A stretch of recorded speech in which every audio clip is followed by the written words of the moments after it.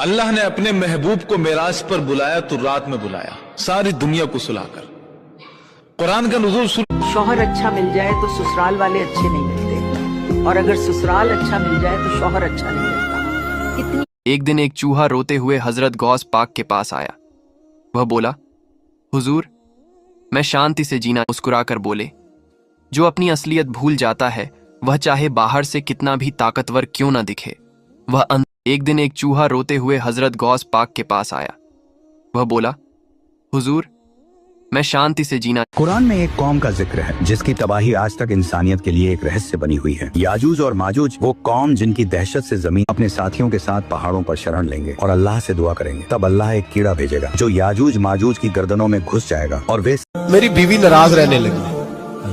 हल्का हल्का तो उसने मुझे कहना शुरू किया, फिर जलाल में आ गई और थोड़ी सी रेत बांध।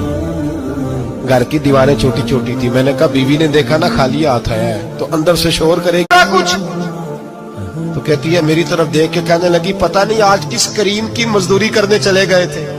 कहने लगी, किस करीम की मजदूरी पे गए थे? फरमाते मैं उठा और कच्ची जमीन पे सर सजदे में रखा। तो इतना नवाजता है। फरमाया, अल्लाह मैं मेहनत भी करूंगा, काम भी करूंगा, लेकिन दुनिया की मजदूरी थोड़ी करूंगा। मालिक दामाद जी से कि भैया मेहरबानी करो, वो खर्चा बढ़ाओ, बच्ची बड़ी परेशान है, तो बच्ची को भी एक खजाना दे दो उसको को।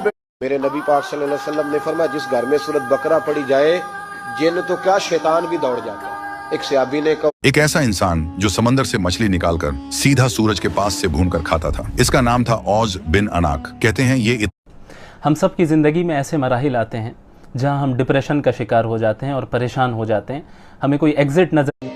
ऐ अल्लाह, नए साल की पहली जुमेरात है, इस मुबारक दिन के सदके हम सब के पिछले शीशों के साथ नरमी से पेश आओ। अल्लाह के नबी सल्लल्लाहु अलैहि वसल्लम ने औरतों को शीशे से तशबीह दी है।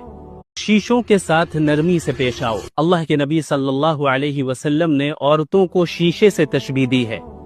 जब आप सल्लल्लाहु अलैहि वसल्लम की वफात का वक्त करीब आया तो आपने हजरत जिब्रील अलैहिस्सलाम से फरमाया, जरा ये सुनिए मुसलमानों, ऐ कुरान से गाफिल इंसान, कब तक तुम मुझे अपनी अलमारी में बंद रखोगे?